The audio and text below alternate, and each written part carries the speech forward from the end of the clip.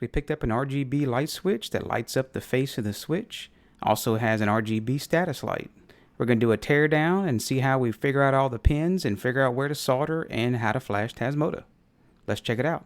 So to tear down the switch is pretty simple. There's no screws on the back for you to take apart.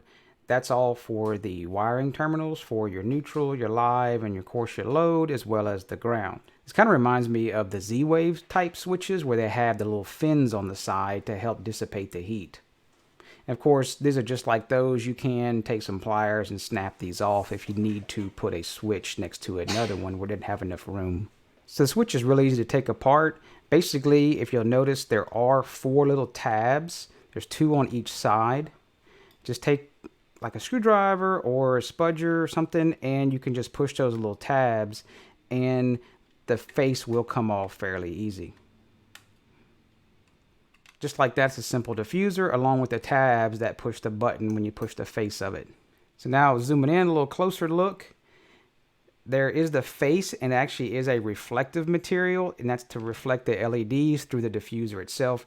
And you can see the array of all the different color LEDs in the face of it, as well as the tricolor status LEDs in the bottom corner. Undo the 4 screws on the face. Just standard Phillips screwdriver. It's great that they didn't have to make us use any kind of weird Torx bits or tri-wing bits or something like that. Kept it pretty standard, which is good.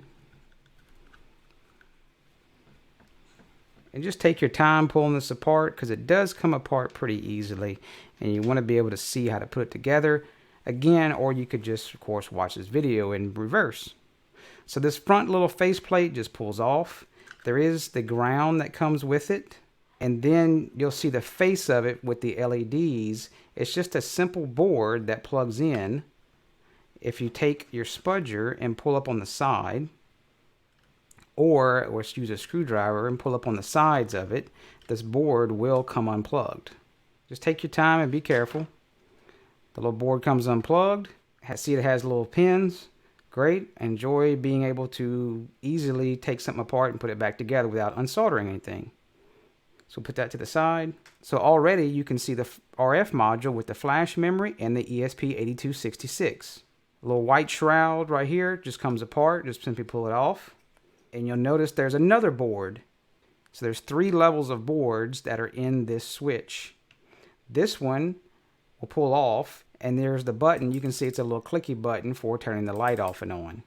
There's also these little rubber stops. Just be sure not to pop those off, and that's to prevent the board from pushing down too far. This board will also unplug. You slowly kind of rock it back and forth. You can unplug this board. And there's no need to pull this board out because this is basically the relay and the power supply, and we won't be messing with that side of it. It's kind of like the main side of things. So this is the money board. Basically, it contains the switch or button, whatever you want to call it, as well as some transistors to do the RGB and the ESP8266 and the flash memory. It looks kind of like the Tuya module at first, but you'll notice the pins are different. And we'll zoom in here. So you can see here that the RF module does not have an RF shield. Now, if they would have had the RF shield, that would have made it somewhat difficult for us to tear this switch down, because what we're going to show you is how to figure out these various pins on the left, the bottom, and the right, because we're going to tie them back to the ESP8266, because during my research, I was not able to find a pinout of this module. Now, if someone can find a pinout of this module, feel free to leave a link down in the comments down below and share it with us, then we could see the other pins. So the goal here is to use these pins here, here, or here to power the ESP8266, so that saves us from soldering 3.3 volts and ground. Now we'll probably have to solder RX and TX, and then we won't have to solder GPIO 0 because we can just simply tap GPIO 0 as we apply power. So it should be a pretty simple solder job to grab the firmware and also write the firmware to it, because you'll just have to solder 2 wires. So let's check out how we do the detective work to figure out how the pins are done. Now keep in mind that your switch may have a different module, and you can apply some of these same techniques to use on your switch to figure out all the pins and where RX and TX is, especially on the boards that, like this one, that are not labeled. Now, speaking of custom little projects to flash your various firmware on, if you want to do your own thing or find a project in PCBWay's website, definitely go sign up for an account, see what kind of deals and coupons you can get. Stay tuned, we're going to be doing a future project like this. Check them out, PCBWay. So first, what you'll need, of course, is a voltmeter, and I will leave the link to the various tools that we use in this. This voltmeter was a fairly inexpensive product that I found on Amazon, and it seems to work great. And it also has an AC current clamp on it, so you can measure the current going through wires to help you calibrate various power monitoring devices. Now, these test leads did not come with a meter. There's a standard set that comes with it, but I simply just, unplug them and swap them out. These are some needle style that are very, very fine and allows you to do the test points on the little chips on the ESP8266s and more. And of course, we're just going to use this on the continuity mode, that where we can just see and hear the audible tone that when we touch things together and check the pins, so we can map the pins out and we can see exactly where the trace flows on the board. So pretty simple stuff. I'm sure many of you use your voltmeters, but if not, definitely well worth its weight in gold having a voltmeter. So I may have misspoke earlier. We're not going to use these pins right here because that's actually the plugs for the front faceplate. I know we're not going to see 3.3 volts being fed into those. There's actually pins on the bottom that we're going to utilize to check the power from those pins to the chip to see which one feeds at 3.3 volts and ground. So you can see on the bottom there's 3 pins on this side, 3 pins on this side, and 3 pins on this side. So typically I'm just going to hazard a guess that they did feed in the power and the ground on this set here, since it is closest to the ESP8266 chip. So the easiest thing that I found for using those little pins is just grab you some male jumper wires. They're male-to-male jumper wires, and you can put it in that hole, and then we'll use an alligator clip to clip to this wire and keep it attached to the voltmeter. That way we only have to navigate one wire test lead with one hand. Makes things pretty simple. And we'll plug it into one of the ports on this pin on the bottom, just like so, and then we'll use the alligator clip here, of course. So this test lead set actually came with several different size attachments as well as the alligator clips. So just simply unscrew them, and we'll screw in the alligator clamp. Of course, if you've done all this stuff before, voltmeters, you could probably skip over a lot of this, but we wanted to show the new people that aren't familiar with doing this and just kind of break the ice and jump in. It's not very hard, and it's pretty fun. So we'll attach this to this lead, and then we'll put our meter on ohms and listen for the beep as we try to find 3.3 volts and ground. So one thing I did find that is easier, instead of using these small little traces on the ESP8266, let's use the larger traces on the actual flash memory chip, because the flash memory chip has to receive 3.3 volts and ground. So we're going to cheat a little bit, and what we did was Google the pinout of this chip, and of course we'll leave the link along with the picture right here to show you the pinout of that memory chip. So in this one, VCC is right across from the dot on the chip. It may be hard to see, but there's a little dot in the corner right there on the chip. So what we can do is we'll test that leg to see if we got 3.3 volt continuity. And we don't, no tone from the meter. Directly over here is ground. So let's try ground, see if we have ground. And no, we don't. So let's move the little orange jumper on the bottom to the second position. And just to make sure, we'll touch the top of the trace on the board behind this little rubber stop to know I got continuity through my wire. So let's try it again. Let's see if we get 3.3 volt continuity. So there we go. The middle of this plug here is actually going to be 3.3 volts. So we'll make a note of that. Now let's move the jumper over and see if we can find the ground. Now take note that some of the meters, if you don't use them for a while, they'll go into power save mode and they'll turn themselves off. So verify you are using a meter that's turned on. So of course, We do get continuity there. We know our trace from there is fine. So now let's see if we have ground on that back pin. And sure enough, we can hear the tone and we know we got ground. So the pin closest to us is ground. The middle one is 3.3 volt. Now we know the middle pin on this plug is 3.3 volts and this one's ground. So we do not have to solder them. Now, of course, if you wanted to, you really could solder them, but I prefer just to plug in a jumper wire. Next, let's find GPIO 0, RX, and TX. We need to look up the pinout of the ESP8266. So if we pull up the pinout for the ESP8266 QFN package, we'll see that GPIO 0 is the second to last pin. It's this small little pin right here. And these are where these little needle test leads come in handy. So we'll see if we can hold steady on GPIO 0 on the chip and find out which pin it is. And it's always a good idea to test your meter before you go digging and poking around. It's not on this side. And there it is. There's GPIO 0. GPIO 0 is third from the top. Make sure and take note that that third pin is GPIO 0. We will need to hold that to ground for a split second while we boot up the device. So now let's look at RX and TX. Now RX and TX are also referenced as UART 0 TX and UART 0 RX. Now if you have a keen eye, you'll see that I have pre-tinned these pads from flashing this before. Otherwise, we wouldn't maybe have been able to make this video. So we're showing this kind of an after effect, but this is how we found it. The same exact way is pin off of the chip and test the pad. And there is RX, and the next one is TX. So that's those two pins right there on the side is RX and TX. So now we have all of our pins. We have GPIO 0 that's over here. We have RX and TX, and then in this plug down here we have 3.3 volts and ground. So that's how you figure out a switch or RF module to find your pins straight off of the ESP chip. So let's go ahead and solder up some jumpers to this right quick. And what you'll want to do is tin those two pads, the RX and the TX. We won't be soldering GPIO 0 since we just need to hold that temporarily. We'll put a little bit of solder on our soldering iron.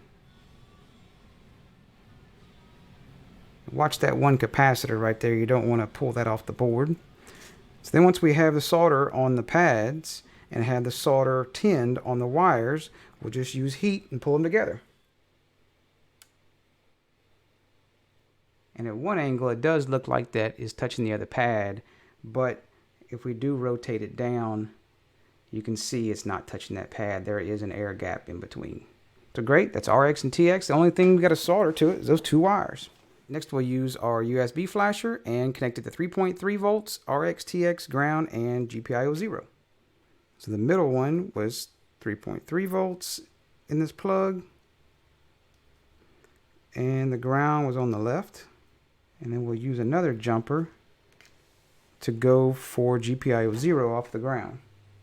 So connect our jumper splitter to ground and the GPIO 0.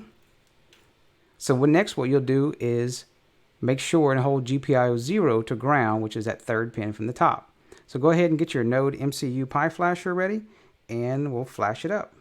So now we're ready to flash it. If you don't already have the latest Sonoff bin, we'll jump over to the GitHub and go to Releases. Scroll down and you're looking for the regular Sonoff bin file. That's going to pull the latest that is built on the Core 2.3.0 at the time of the recording in this video. So also, if you don't have Node MCU Pi Flasher yet, go ahead and jump over to there. We'll leave all the links down in the description of the video.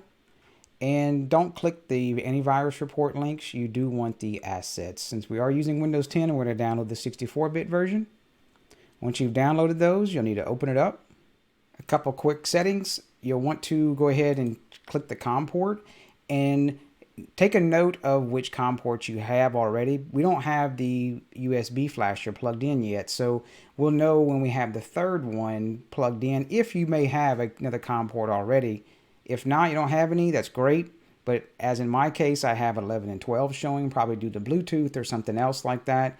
And I'll just look for the additional COM port that the USB flasher has. We'll leave it on 115, 200. And make sure you do choose D out. And then also, for good measure, I do like to do the yes wipes all data. It wipes the entire chip, then flashes. That way you know you don't have any old data from something else still in there that might cause some issues. Pretty cool little tool for Node MCU Pi Flasher to do it in one step. So once you got everything filled out and ready to go, we'll put the jumper that's on the GPIO 0 pin, and then we'll go ahead and plug in the USB flasher while we're holding that. You only have to hold it for a couple seconds. So that's the third one from the top, and we'll plug in our USB flasher. We'll hit the refresh button, and then we have COM21, and you can let go of that GPIO 0. Just make sure it's not grounding out on something else, and then you'll know you have it right whenever you hit Flash Node MCU. And there we go. Flash and Tasmota only had to solder 2 wires on this switch that we didn't even know the pin out or anything. It's pretty simple to do. Just takes a little time and a little patience, and you can find these pins. So once it's flashed, you won't need that GPIO 0 pin anymore, because now you have Tasmota on it. Or, well, is it Tasmota or Tasmota? It sounds the same to me. But anyway, once you do get it rebooted, we're going to pull up Termite and go configure our Wi-Fi and our Wi-Fi password. Now, one thing to note, if you do try to reboot it and then you plug it in and it just starts doing the little bing sounds over and over on like it's losing your USB flasher, it's probably due to the RGB lights are pulling too much power for your USB flasher. So at this point, the only thing you really can do to go to configure it is to go ahead and put the switch back together and power it by mains power. Use the access point mode, attach to it with your phone, and go to the browser like you would normally do with Wi-Fi Manager on a Tasmota device. So we'll simply reverse the process and put her back together. So once you put the switch back together, we're not going to put the diffuser back on the switch just yet, so we can see each individual LED as well as the status LED. Again, we are using the Cliff Quick Test here to test our switches on the bench. Then once you do add the switch to your Wi-Fi network, either using the termite method or using the simple access point method, you're going to get this first screen of Tasmota not configured. Now, if you do have it as Sonoff Basic, what you do want to do is go into Configuration, Configure Module, and change it to number 18 Generic. Then once you set it to Generic, make sure you do save it and let it reboot and come back to the main screen. Also, don't forget to come in and turn your MQTT on and configure that. If you don't want to do that, go into Configure Other and turn MQTT off, as it could cause some delays as it's trying to connect to MQTT. So first, this technique that we're going to use to figure out all the various pins on all the different sensors and LEDs, etc. on this device. This would also be applied to pretty much any other device except for probably the dimmers. So let's go ahead and jump in and we'll see how that's done. You'll need to go to Configuration, Configure Module, and real simple, just come down the line and set each one to Relay 1, then Relay 2, then Relay 3, and so forth until you get all the way to Relay 8. I know you don't have enough for all the pins, but we'll just have to do it in separate steps. So go ahead and set them all to Relay 1 through 8, and then go ahead and save the configuration. And make sure you do have them set to Relay without the I. The I is actually for inverted, which we may have to use on this switch, but we'll get to that when we get there. So go ahead and save it. Now you'll notice immediately once we rebooted on the switch, there's actually the 3 LEDs in the bottom corner are lit up. So it's probably going to be inverted LEDs. So let's figure out which ones those are. So we'll go ahead and pull up a notepad of showing which relay does which. So we'll have the 8 positions, and then we'll go down the line and simply just try each one and see what it does. And if you don't see anything that happens with the switch, or you don't actually hear the internal relay in the switch, go ahead and just turn it back to 0. Now you'll notice Relay 3, as I click it, is changing one of the status LEDs. That's actually the blue status LED, so we'll know that Relay 3 is the blue status LED inverted. So we'll mark that one as 3, and then we'll convert it to the GPIO pin when we go back and change the others. So you'll see 5 actually does the blue LEDs on the entire faceplate. 6 is green face. 7 does the green status. It is inverted. So now we'll go convert those. So we'll know that's relay 3 is GPIO 2. Relay 5, GPIO 4. And then we'll go ahead and change these back to none. And then we'll go ahead and set the last 3 pins we haven't tested to relay 1 through 3. Now you'll see relay 1 is doing the red face. Now one thing I did notice, we're missing the red LED for the status light. Now of course everything doesn't go perfect in the home automation world, so maybe I missed one. I'm going to go back and check them. So you can see I must have missed the red LED. The red LED is GPIO 0 on this switch.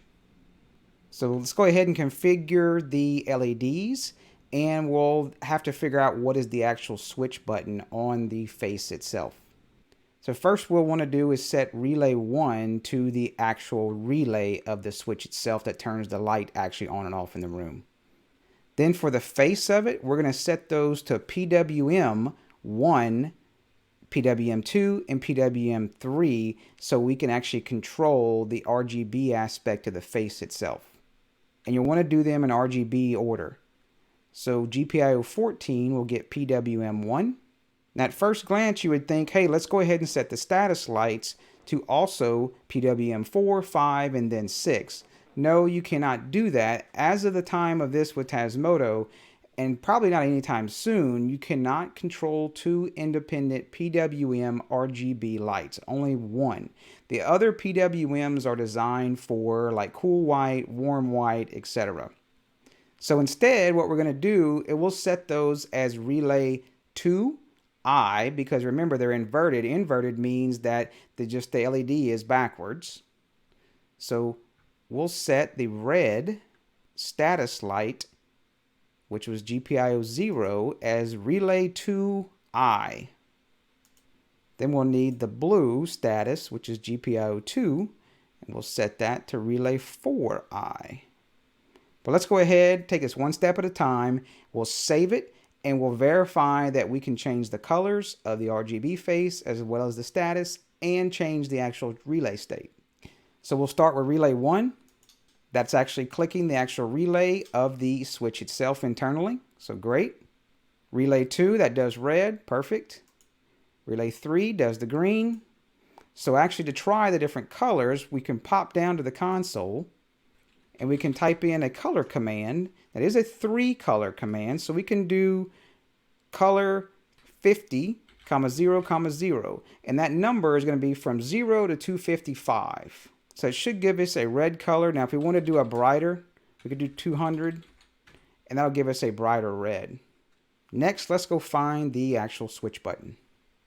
So how do we do that? We'll go to configuration, configure module. And now once we have a lot of the pins already filled up, kind of allows us to do process of elimination. So what I like to do, in case the button is set up as inverted, I like to set them as switches, because if you accidentally set one that is inverted, it's going to act like it holds the button down for 40 seconds, and then you're going to cause a factory default of your entire switch and lose all your settings. So we'll go ahead and we'll set them as switch 1, then switch 2, and so forth, and we'll just go ahead and fill down the gaps. We'll hit save. Now once it's rebooted, you'll go to the console. Now be mindful, if you are using mains power, to be careful what you touch on the actual switch. You don't want to electrocute yourself. So we'll go ahead and try the switch button out. Now you'll notice when we do that, it's actually pressing the switch for the green status LED. Well, which switch is that? So an easy way to tell is what I do is type in status 8 and then type in another status 8 and don't hit enter just yet. Hold the button down, and while holding it, press enter. And what that's going to do is going to show you 2 status 8 lines, and you can compare them and see which switch is actually the switch for the front. Now you'll notice switch 1 is on in both lines, and so is switch 2. but switch 3 was on, and now switch 3 is off. So let's go ahead and change switch 3 to switch 1 and get rid of those others, because now we know which exact GPIO pin it is. Now once we've saved it, we'll try out our switch button again. And now I can actually hear it toggling, plus you can see it toggling relay 1, which is the actual relay that turns on the lights in the room itself. Now I do like to use a switch versus button in Tasmota, and that's just my personal preference because I usually like to use the short and long press. It's easy to configure, plus I get the fast speed of the switch versus the button. So first we need to go to the console, and this is going to be switch mode 1.5, and that will allow me to do the short press and the long press of this button. And the reason why I do that, this switch is going to be in my bathroom, and we use a long press on the first bathroom switch. That will then turn on the light furthest across the bathroom over the shower bathtub area and turn that light off and on without having to go across the bathroom. And even the 4-year-old has learned that if you hold it for a while, it turns it on. He calls it the magic light switch. So now let's go ahead and try the switch since we did change it to switch mode 1.5. You can see it changes to the 1, which should turn the light on, and good, it turns it right back off. So that about wraps it up for this switch here. It was a good little challenge, but we definitely tackled it. Stick around for a second part video. We're going to show some automations using Node-RED when we do put this in our home. You'll probably learn something there as well, because we're going to want to feed the different colors based on different statuses of things. If you'd like to purchase this switch, we'll leave the links down below in the description. Now, of course, it does help out for future projects like this, and we much appreciate it. If you haven't already, check out the blog posts that we do various times on digiblur.com. And we'll post some things more than just videos, because there's several different items that don't constitute doing a whole video, such as updating various firmwares, etc., and different devices we may find interesting. As well as, if you haven't already, check us out on Discord and jump in. You might learn something from various other gurus as well. So if you're not a subscriber, smash that subscribe button. Give us a good like. Definitely share us if you can. Hey, if you don't like the video, sure, hit that dislike button and be sure and give us a comment and tell us why. Even if it's just to nag me about how I say Tasmota. Or is it Tasmota or Tasmota? I don't know. It all sounds the same to me. Well, y'all take care.